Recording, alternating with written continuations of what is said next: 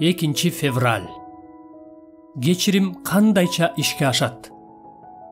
Бизге карыз болгондордун ар бирин кечиргенибиздей, биздин күнөөлөрүбүздү да кечире көр.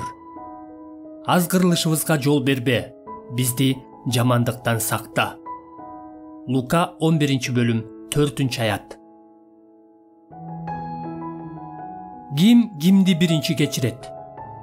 Бир жагынан Иса мындай дейт: бизге карыз болгондордун ар бирин кечиргенибиздей, биздин күнөөлөрүбүздү да кечире көр. Лука 11-бөлүм 4-аят. Башка жагынан Павыл мындай дейт: Машаяк силерди кечиргендей, силер да кечиргиле. Колостуктар 3-бөлүм 13-аят. Иса бизге өзүбүз башкаларды кечиргенибиздей, Кудайдан да ал бизди кечиришин суранып сыйынганды үйрөткөндө, кечирим алуу үчүн биз биринчи кадамды ташташыбыз керектигин айтпайт. Тескерисинче, кечирим мындайча ишке ашат. Биз Машаяк ишенип калганыбызда, Кудай бизди кечирет.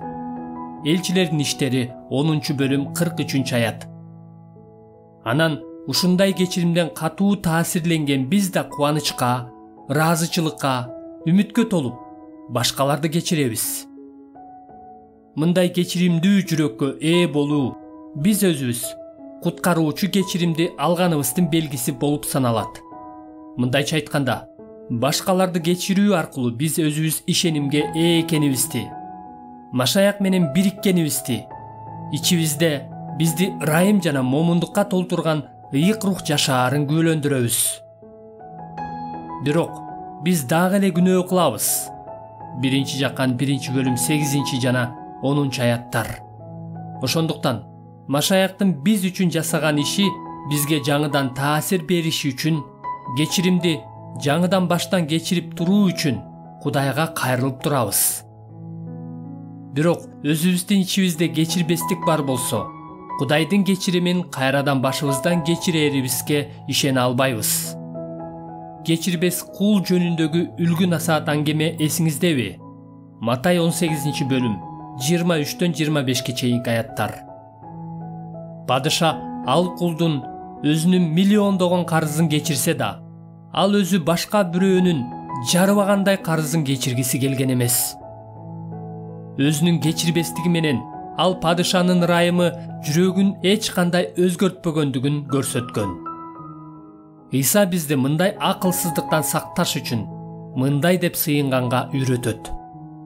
Бизге карыз болгондордун ар бирин кечиргенибиздей, биздин күнөөлөрүбүздү да кечире көр. Лука 11-бөлүм 4-аят. Иса биз өзүбүз кечиримдүү болгонубуз үчүн Кудайдан кечирим сураганыбызды айтканынын себеби ушул.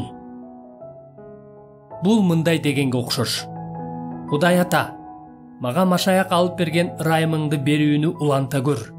Анткени мен ушул ырайым аркылуу кечирилгенмин, жана сен мени кандай кечирген болсоң, мен да өч алуу каалоосунан баш тартып, башкаларды ошондой кечиремин.